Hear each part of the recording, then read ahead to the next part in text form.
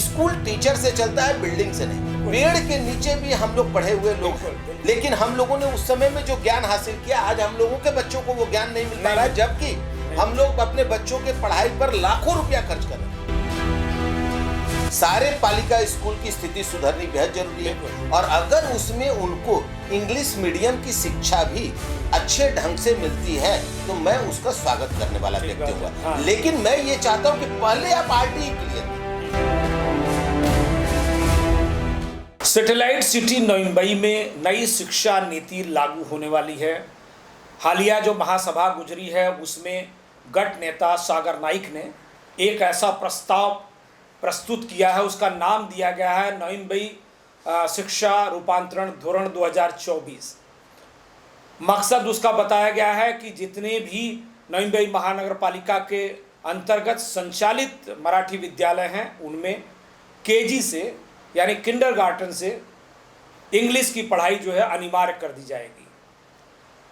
दावा ये है कि जैसे अमीर घरों के बच्चे अंग्रेजी पढ़ के देश दुनिया में कॉम्पिटिटिव एग्जाम्स में और दूसरे स्पर्धाओं में हिस्सा ले रहे हैं, उसी तरह से गरीब और सामान्य घरों के बच्चे भी अंग्रेजी पढ़ के उनके मुकाबले काबिल बन सकें। हम ये समझने की कोशिश कर रहे हैं कि वाकई इसका कितना बड़ा फायदा भविष्य में होने वाला है। इस वक्त हमारे साथ मौजूद है वरिष्ठ पत्रकार, पॉलिटिकल एनालिसिस्ट और पॉलिसीज को लेकर लगातार ध्यान रखने वाले राजीव मोहन मिश्रा जी। मिश्रा जी, आपका बहुत बहुत स्वागत है।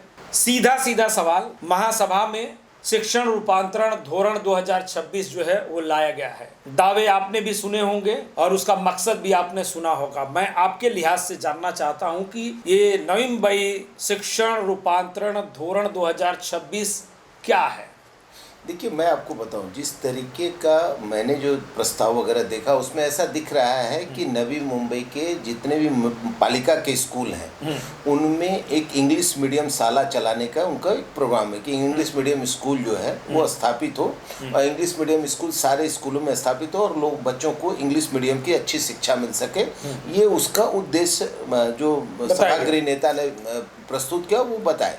लेकिन मैं आपको बता दूं, ये सब करने के पहले आप पालिका प्रशासन है, आपको सबसे पहले ये पता करना चाहिए था कि आपके यहाँ जो बड़े बड़े जो प्राइवेट स्कूल हैं उनकी संख्या कितनी है, उनके यहाँ पर ईयर बच्चों के एडमिशन की संख्या कितनी है, और उसमें जो 25% राइट टू एजुकेशन के अंतर्गत जो गरीबों के सीट हैं, जो गरीब बच्चों के लिए जो सीट आरक्षण होता है उसका नंबर ऑफ सीट्स कितना है। जब आपके पास इसका ज्ञान रहेगा तो आपको यह मालूम चलेगा कि तुर्बे नोड के कितने बच्चों का एडमिशन आप प्राइवेट स्कूल में बिना म्यूनिसिपैलिटी के खर्चा के या इस तरह का ये लाए हुए आप तुर्बे के लोगों को वहाँ एडमिशन दे सकते हैं, सिरोने के लोगों को वहाँ एडमिशन दे सकते हैं, चिंचपाड़ा और दीघा के लोगों को कितना एडमिशन दे सकते हैं। और आज तो जो पहले आरटी में एक किलोमीटर का एक बाइंडिंग्स था, वो बाइंडिंग्स भी अब उठा लिया गया।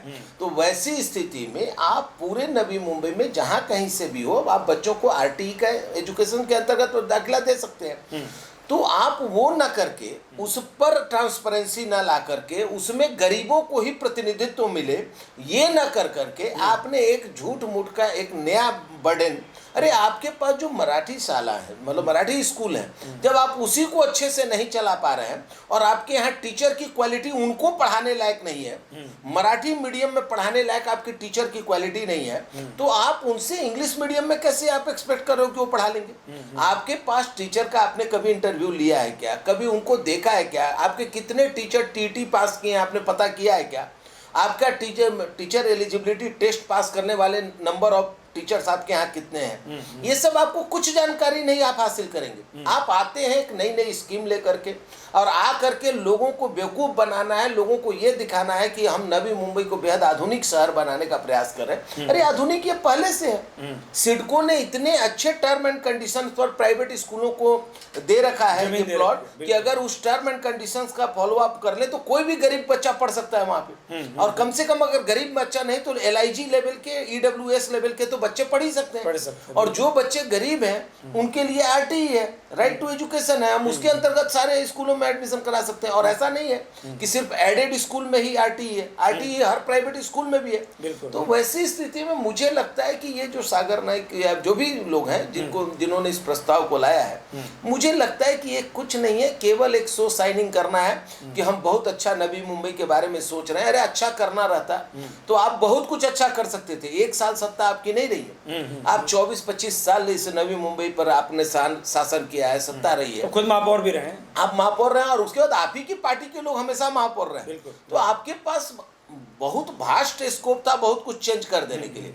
लेकिन अब आप 5 साल बाद फिर से, चूंकि 5 साल एडमिनिस्ट्रेटर के अंतर्गत चला, तो आप आए हैं तो नए नए शगुफे छोड़ रहे हैं पब्लिक के सामने में। मुझे लगता है कि ये पूरी तरीके से एक शगुफा है। और हमारा कहना यह कि अगर आप रियल माने में बच्चों के एजुकेशन के प्रति चिंतित हैं, तो सबसे पहले जो आरटीई के अंतर्गत सीटें हैं उसको पारदर्शक पर तरीके से आप अनाउंस कीजिए। आप अननेसेसरी पालिका को ला रहे, आपके यहाँ खुद मराठी स्कूल चला पाने में आप समर्थ नहीं हो, तो वैसी स्थिति में आपको यह समझना है कि रियल माने में ये मकसद जो है, मुझे लगता है कि सिवाय एक और लूट का मार्ग प्रशस्त करने के अलावा और कुछ नहीं। एक चीज़ उन्होंने कहा कि जो टीचर हैं उनकी नौकरी कायम रहे, इसके लिए उन्हें ट्रेनिंग दिया जाएगा।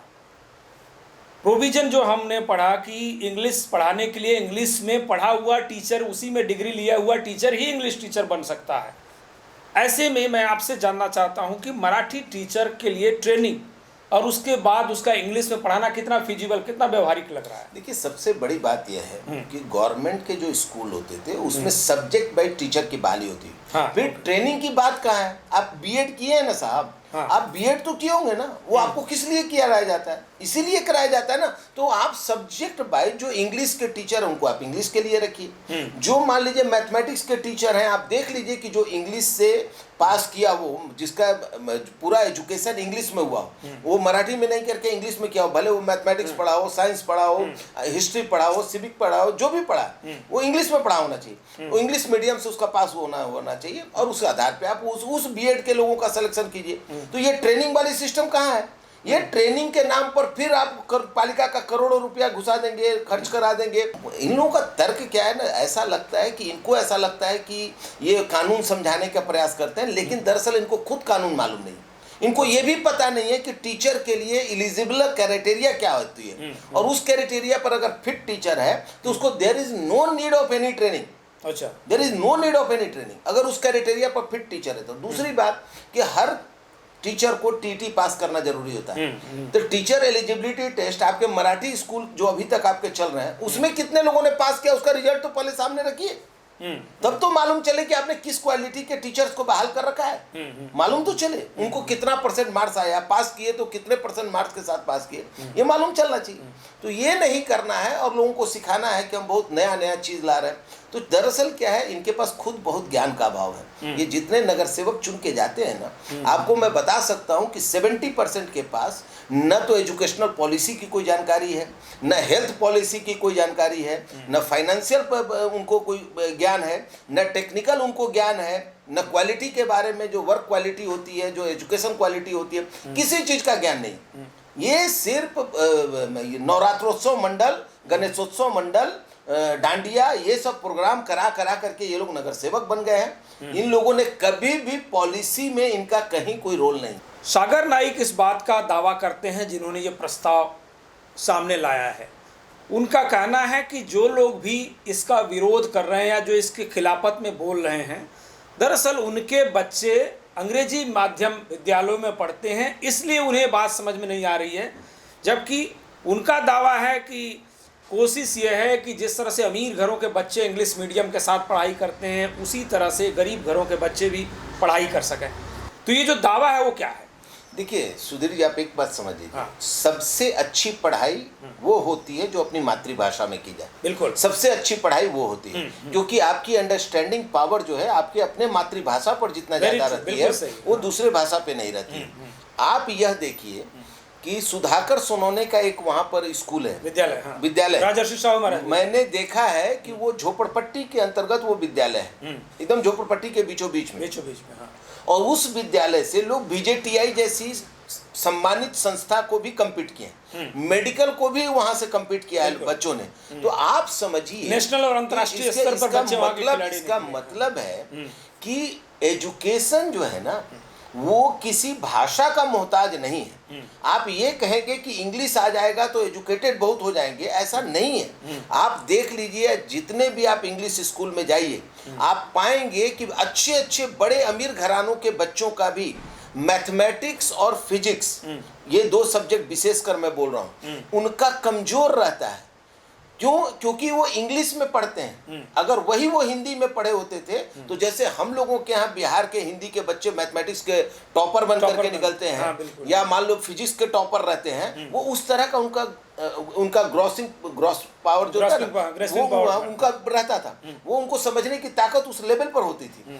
तो ये जो चीजें हैं ना, ये सागर नाइक भले कर रहे हैं, लेकिन मैं एक बात और कर रहा हूँ कि ठीक है ना, आपकी मंशा बहुत अच्छी है ना, आप चाहते हैं कि सबको इंग्लिश का नॉलेज हो, इंग्लिश में लोग पढ़ाई करें, गरीबों के बच्चे भी इंग्लिश मीडियम से पास करें, आप बहुत अच्छा है। तो आरटीई पर क्यों नहीं आप ध्यान देते हैं? आप आरटीई को कब पारदर्शक बनाया? आपने कब पालिका को बोला कि आरटीई का पूरा लिस्ट, नवी मुंबई में कितने बच्चों का, उसके फादर क्या करते थे, कहाँ रहते हैं और किस स्कूल में उसका एडमिशन हुआ, इसका लिस्ट आपके ऑनलाइन वेबसाइट पर क्यों नहीं मिलता है? अगर आप इतना ही ईमानदार हैं बच्चों को, गरीब बच्चों को पढ़ाने के लिए, तो साहब आरटीई में नगर सेवकों के बच्चों का आप एडमिशन करा दे रहे हैं। करोड़पति जिन लोगों का करोड़ों का एफिडेविट आता है, उनके बच्चे आरटीई में एडमिशन ले रहे हैं। कैसे एडमिशन ले रहे हैं साहब? अच्छे अच्छे बड़े घरों के बच्चों को आप आरटीई में एडमिशन दे रहे हैं। ईमानदार आपकी नीयत होनी चाहिए साहब, बोलने से नहीं होता है, नीयत में होनी चाहिए। नहीं तो बोलने को तो मैं कह दूं, अरे मैं तो मेरे जैसा कोई ईमानदार ही नहीं है, मेरी नीयत कितनी ईमानदार है ये परखा जाता है। नहीं तो आप ऐसा कह रहे हैं कि क्या जो भी आरटीई में एडमिशन होता है सब नगर सेवकों के बच्चे, उसमें गरीब घरों के बच्चे नहीं? आप आरटीई का, मैं बार बार कहता हूं, मैं आज 7 साल से पालिका के एजुकेशन ऑफिसर्स को मैं बराबर बोलता रहा हूं कि आप आरटीई का वेबसाइट पर जो बच्चे एडमिशन लेते हैं उनका नाम, उनके पिताजी का नाम, वो किस मोहल्ले में रहते हैं और उनका वार्षिक आय क्या है, ये आप क्यों नहीं लिखते हैं? आप लिखिए तो। और वो पूरा लिस्ट जो है सार्वजनिक आप क्यों नहीं करते हैं? बिल्कुल। आपके यहाँ जैसे पालिका में सूचना फलक लगा रहता है, वैसे आपका लगा रहना चाहिए ना। आरटीई के अंतर्गत एडमिशन होने वाले छात्रों का सूचना फलक देना चाहिए ना हर साल का।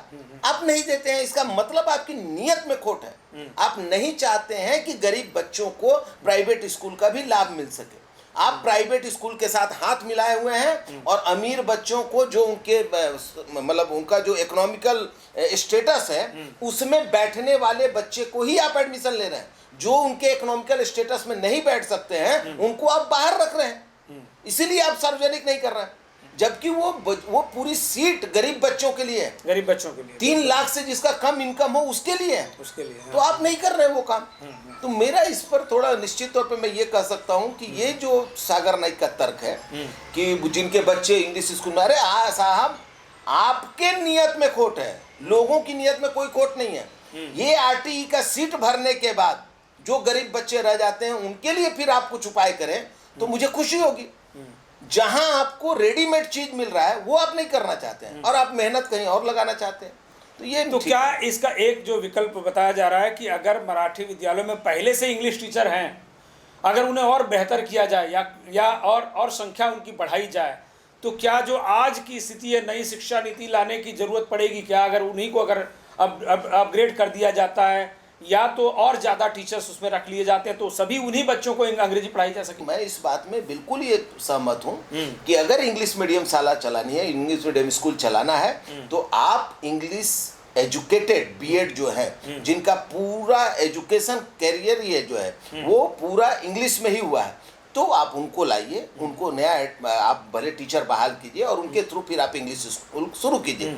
अदरवाइज आपका ये इंग्लिश स्कूल का कंसेप्ट सिर्फ यही है कि 2-3 साल में आप देंगे कि इंग्लिश स्कूल हमने खोला फिर भी कोई एडमिशन नहीं हुआ या अच्छा परफॉर्म नहीं कर पा रहे हैं तो इसको हम प्राइवेट हैंड में दे देंगे। नहीं, वो ये कह रहे हैं कि हम इन्हीं जो टीचर्स को हम नौकरी से नहीं निकालेंगे, मराठी जो टीचर है उनको नौकरी से नहीं निकाला जाएगा, उनकी नौकरी कायम रहेगी, मराठी भाषा की अनिवार्य पढ़ाई भी कायम रहेगी, लेकिन उन्हीं को ट्रेनिंग दे के उन्हीं को इंग्लिश टीचर बनाया जाएगा। ये समझ नहीं आ रही। ये आप एक चीज समझिए, अगर मैं इतने दिनों तक इंग्लिश नहीं पढ़ा हूँ या इंग्लिश में मेरे को सब्जेक्ट का कमांड नहीं है और आज आप मुझे सब्जेक्ट पढ़ाने को बोल देंगे, एक बार इंग्लिश में बोल सकता हूँ, 6 महीने का ट्रेनिंग लेके 8 महीने का ट्रेनिंग लेके मैं इंग्लिश बोल सकता हूँ, लेकिन किसी सब्जेक्ट को इंग्लिश में मैं पढ़ा सकूं ये संभव नहीं है। इसके लिए शुरू से मेरा चाइल्डहुड से मेरी पढ़ाई इंग्लिश में होनी चाहिए। अगर मैं चाइल्डहुड से अपने पढ़ाई को इंग्लिश में कंप्लीट किया हूँ, मैंने हिस्ट्री इंग्लिश में पढ़ा है, मैंने ज्योग्राफी इंग्लिश में पढ़ा है, मैंने बायोलॉजी इंग्लिश में पढ़ा है, तब जाकर मैं अच्छी इंग्लिश पढ़ा सकता हूँ या कोई सब्जेक्ट वाइज भी मैं अच्छा पढ़ाई कर सकता हूँ। तो ये चीज़ देखिए क्या है ना, बेवकूफ़ बनाने के 100 रास्ते हैं। आप तो देख रहे हैं आज महाराष्ट्र में जब भोंदू बाबा महाराष्ट्र जैसे जगह पर पैदा हो जा रहे हैं, तो आप समझिए ऐसे नेताओं में अनेक भोंदू बाबा घूम रहे हैं जो भोंदू बना कर करके लोगों को और इस तरीके से कि हम ऐसा कर देंगे, हम वैसा कर देंगे, ये दृश्य दिखाएंगे, वो दृश्य दिखाएंगे। अब मकसद सिर्फ एक है, लूट खसोट, तिजोरी को नुकसान, पालिका की तिजोरी जो गरीबों के लिए है, जो वंचितों के लिए है, उस तिजोरी को कैसे मैक्सिमम लुटाया जा सके उसके लिए। पहले शिक्षण समिति हुआ करती थी, आपको पता है, शिक्षण समिति का कॉन्सेप्ट ही खत्म हो गया महानगर पालिका से। अब उसी को शिक्षण मंडल कंपनी बना दी जाएगी और उस कंपनी के जरिए सारी चीज़ें होंगी। उसके पीछे जो कारण बताया गया कि भाई इससे CSR ज़्यादा आएगा, अपना खर्च कम होगा और कंपनी को आज़ादी होगी डिसीजन लेने के लिए, विद्यालय को और आगे बढ़ाने के लिए, छात्रों के लिए और एडवांस करने के लिए। हकीकत यह है कि हम लोग समय पर अपने छात्रों को ना तो कॉपी किताब दे पाते हैं, ना तो उनके यूनिफॉर्म दे पाते हैं। ऐसी कंडीशन में शिक्षण मंडल कंपनी बनने से कितना बड़ा उत्थान हो जाएगा, कितना बड़ा परिवर्तन आपको लग रहा हो जाएगा? नहीं, ये जो आप बता रहे हैं कि CSR फंड, अब जो बेवकूफ़ होगा वही बोलेगा कि कंपनी बन के CSR फंड ज़्यादा आता है। अरे CSR फंड ही है, सोशल रिस्पॉन्सिबिलिटी टैक्स है, उसको कॉर्पोरेट सोशल रिस्पॉन्सिबिलिटी बोलते हैं, जो कि निश्चित तौर पर आपको ट्रस्ट के लिए है, जिनका पूरा भावना ट्रस्ट वाला है, मतलब जो न नफा न तोटा पर चलने वाले लोग हैं उनके लिए ये, वैसी संस्थाओं के लिए है ये CSR फंड। तो आप कंपनी बना कर करके क्या है भाई, आप इससे अच्छा, पालिका से अच्छा बड़ा कौन सा ट्रस्ट है? पालिका अपने आप में एक गवर्नमेंट ट्रस्ट है। गवर्नमेंट ट्रस्ट में पैसा CSR का है वो बेहतर है कि कंपनी में पैसा CSR का है वो बेहतर है? अरे तो पालिका आप CSR नहीं ला पा रहे हैं, आपके अंदर पूरे कॉर्पोरेट है, सारे कॉर्पोरेट का प्रॉपर्टी टैक्स, सारे कॉर्पोरेट का रोड, सारे कॉर्पोरेट का नाला, सारे कॉर्पोरेट का बाकी सब सुविधाएं सब आपकी हैं और आप ही CSR अब कंपनी बना के लाएंगे। क्या तर्क है साहब? मतलब ऐसा लगता है कि जैसे किसी अनपढ़ को ज्ञान दे रहे हो। और नवी मुंबई को आप आधुनिक शहर भी बोलते हो और ये समझते हो कि सब अशिक्षित लोग यहाँ रहते हैं, हम जो बोलेंगे उसको अंधविश्वास की तरह मान लेंगे। ये ठीक नहीं है। बहुत सारे लोग बोल रहे हैं कि इसको विरोध की बजाय इसको स्वीकार करना चाहिए। आपके लिहाज से, मैं फायदे के हिसाब से, नवी मुंबई करों का, नवी मुंबई के सामान्य गरीब बच्चों का कितना फायदा आप देख रहे हैं? नहीं, देखिए मैं एक बात अभी भी कहता हूँ कि अगर RTE का सीट भरने के बाद भी आपको ये लगता है कि गरीब बच्चे जो हैं, जो पालिका स्कूल में पढ़ रहे हैं, उनको और बेटर एजुकेशन की जरूरत है, इसमें तो कोई दो राय नहीं है। बिल्कुल, सारे पालिका स्कूल की स्थिति सुधरनी बेहद जरूरी है। और अगर उसमें उनको इंग्लिश मीडियम की शिक्षा भी अच्छे ढंग से मिलती है तो मैं उसका स्वागत करने वाला व्यक्ति हूँ। लेकिन मैं ये चाहता हूँ कि पहले आप RTE क्लियर कीजिए, जिससे आपको यह मालूम चले कि आपको कितने बच्चों के लिए ये सब व्यवस्था करनी है। तो उसके लिए 2 स्कूल ठीक रहेगा, 4 स्कूल ठीक रहेगा, बल्कि आप एक काम करो कि 2-3 स्कूल को आप मॉडल के तौर पे रख लो और सारे जगह पे बस की सुविधा उपलब्ध करा दो। ऐसे भी आपका NMMT का कितना बस चढ़ रहा है, आप हर लोकेलिटी से बस की सुविधा करा दो वहां तक लाने के लिए बच्चों को। अरे भाई, अगर आप गरीब के लिए काम कर रहे हैं तो आपका 10 रुपया ज्यादा भी जा रहा है तो हम लोग बर्दाश्त करेंगे साहब। हम टैक्स इसीलिए देते हैं कि हमारे शहर में कोई गरीब न दिखे, हमारे शहर में कोई मजबूर न दिखे। तो हम तो चाहेंगे कि आप अपने टैक्स का पैसा गरीबों के उत्थान पर, उनके विकास पर, उनके हेल्थ पर, उनके शिक्षण पर आप खर्च कीजिए। हमको नहीं चाहिए आपका 5 स्टार होटल और 5 स्टार ऑफिस, हमको चाहिए गरीबों का, मेरे पैसे का सबसे पहला उपयोग गरीबों के लिए हो। गरीबों के लिए तो हम ये चाहेंगे। तो हम उनके इस सिद्धांत का, मैं ये नहीं बोल रहा हूँ कि इंग्लिश मीडियम की जरूरत नहीं हो सकती है, लेकिन पहले जो सीट आपके पास अवेलेबिलिटी है पहले उसको गरीब बच्चों से भरिए और उसके बाद कोई ऐसा नियम लाइए तो अच्छा रहेगा। और उसके लिए आपको सबसे ज्यादा जो जरूरी चीज है वो है टीचर। स्कूल टीचर से चलता है, बिल्डिंग से नहीं। ठीक है, ये बात याद रखिएगा। पेड़ के नीचे भी हम लोग पढ़े हुए लोग हैं। आज हम लोगों का 55 साल उम्र हो गया, हम लोग पेड़ के नीचे भी पढ़े हैं। हम लोग के टीचर छड़ी लेकर के पेड़ के नीचे भी पढ़ाते थे, लेकिन हम लोगों ने उस समय में जो ज्ञान हासिल किया, आज हम लोगों के बच्चों को वो ज्ञान नहीं मिल पा रहा है, जबकि हम लोग अपने बच्चों के पढ़ाई पर लाखों रुपया खर्च कर रहे हैं, तब नहीं मिल पा रहा है। तो इसलिए मेरा ये एक बात आपने कही कि बिल्डिंग बनाने से कुछ नहीं होगा, बेहतर टीचर होने चाहिए। सीबीएसई जो विद्यालय बने हैं वो महानगर पालिका ने ऑलरेडी तैयार किए और बहुत उस वक्त बहुत तामझाम किया गया था, बड़े बड़े वादे किए गए थे। सीबीएसई अब सामान्य बच्चे भी सीबीएसई पैटर्न पे पढ़ाई करेंगे, जो प्राइवेट और कॉन्वेंट स्कूलों की पढ़ाई है। हकीकत क्या है? मैं जो ये बार बार कहता हूँ, इसलिए नीयत आपकी खोटी है ना साहब। आपको कुछ भी दिखा करके सिर्फ पैसा बनाना है। नीयत में अगर आपके रहेगा कि हमको गरीबों का कल्याण करना है, सुधीर जी ऐसे ऐसे 100 उपाय आप खड़ा कर दीजिएगा, अगर आपकी नीयत सही है तो। अगर आपकी नीयत है कि नहीं हमको पालिका की तिजोरी का सदुपयोग करना है, दुरुपयोग नहीं करना है, तो आप उसके लिए तरह तरह के ऐसे आप हर्डल्स आप लाइएगा जिससे कि कोई लूट ना पाए। वैसे जहां पर भी तिजोरी की लूट आप देखिएगा, वहां आप अपना दीवार खड़ा कीजिएगा कि नहीं उड़ने देंगे। अब बशर्ते आपकी सोच होनी चाहिए। अगर आपकी सोच ही आपको लूटने की है, सोच ही आपका है कि नहीं अपना फायदा कैसे मैक्सिमम हो सकता है, गरीबों का नाम देना है लेकिन फायदा अपने तिजोरी को करना है, मैंने अपनी स्वयं की तिजोरी को, तो आप कभी भी आप एक चीज जान लीजिए कि आप अपने मकसद का नहीं, आप उस मकसद के बहाने आप निश्चित तौर पे सफल हो रहे हैं। आपके अंदर का जो स्वार्थ है आप उसमें सफल हो रहे हैं, लेकिन कृपया करके इस तरह का ख्वाब सपना गरीबों को मत दिखाइए। गरीबों को सपने से ज़्यादा हकीकत की ज़रूरत होती है। सपने में आप लोग जीजिए, क्योंकि आप लोग कभी मान लीजिए फॉरेन ट्रिप देखेंगे, कभी और ट्रिप देखेंगे, कहीं और ट्रिप देखेंगे, वो आप देखिए। गरीब तो सिर्फ 2 जून की रोटी, अच्छे बच्चों का शिक्षण और अपना स्वास्थ्य देखता है, इसके अलावा उसको किसी चीज़ से कोई मतलब नहीं। एक सवाल मेरे से किसी ने पूछा है कि क्या इस योजना या इस धोरण के जरिए, इस नीति के जरिए जो मराठी विद्यालय हैं उनकी ज़मीनों पर किसी की नज़र है या प्राइवेट संस्थानों की नज़र है जो महानगर पालिका के जरिए इस तरह के योजना या नीति लाने की कोशिश कर रही है? आपको क्या दिख रहा है, इसके पीछे की असल कहानी क्या है? इसके पहले आप अगर 10 साल 12 साल पहले चले जाइए, जब विजय नाहटा आए थे, विजय नाहटा ने क्या किया था, करोड़ों करोड़, अगर आप उसका पूरा जोड़ेंगे कि टोटल स्कूल की बिल्डिंग पर कितने पैसे खर्च किए गए, तो आपको मालूम चलेगा कि कम से कम 200 करोड़ रुपए के आसपास स्कूल बिल्डिंग्स को बनाने में खर्च किए। उसके बाद हॉस्पिटल्स के बिल्डिंग्स को बनाने में कम से कम 200 करोड़ रुपए से ऊपर खर्च किए गए। लेकिन आप देखिए नेरुल, बेलापुर, एरोली, तीनों अभी तक हॉस्पिटल शुरू नहीं हो पाया, जबकि कब का खर्च किया गया। बिल्कुल। आपको सेक्टर 12 का स्कूल पता है, बालाजी गार्डन के बगल का, बिल्कुल, हाँ। कितने करोड़ रुपए उस पर खर्च हुए हैं? क्या मिला वहां? किस गरीब बच्चे को आप वहां पर देख रहे हैं कि बहुत अच्छी एजुकेशन ले पा रहा है? और वो किस लिए हुआ था कि नहीं, बाजू में बोनकोड़े है, खैरने गांव है, वहाँ बहुत बड़े पैमाने पर गरीब रहते हैं, एडवांस विद्यालय बना, चाल है, कोपर खैरने में चाल के जो बच्चे हैं वो आएंगे, उसको एडवांस विद्यालय मिलेगा और उनको नहीं फील होगा कि वो प्राइवेट में है कि अरे भाई बिल्डिंग से अगर बच्चों की पढ़ाई होने लगती तब तो बात ही अलग थी साहब। तो सारे गवर्नमेंट के जो आईएएस ऑफिसर होते वो जिला परिषद स्कूल के नहीं होते, सब फिर डीएवी और डीपीएस के होते थे। बिल्कुल। तो आप ये समझिए कि ये चीज़ जो है ना, ये मैं बोला ना आपको कि 90% हमारे जो नगर सेवक हैं या नेता हैं, चाहे वो स्टेट लेवल के नेता हों, कॉर्पोरेशन लेवल के नेता हों या एमपी लेवल के नेता हों, इन लोगों के पास न तो विजन है, न तो नियत है और न जानकारी है। कल के हीरानंदानी फोर्टिज की तरह ये तीनों अस्पताल भी प्राइवेट हैंड में दे दिए जाएंगे, उसमें आपका कुछ बेड रिजर्व कर दिया जाएगा। उसी तरीके से प्राइवेट स्कूल हो जाएगा, जैसे जो स्कूल बड़े अच्छी बिल्डिंगें हैं उनको प्राइवेट में कन्वर्ट कर दिया जाएगा और उसमें भी कुछ सीट आपके गरीब बच्चों के लिए छोड़ दी जाएगी। यही इनका पूरा प्लान है।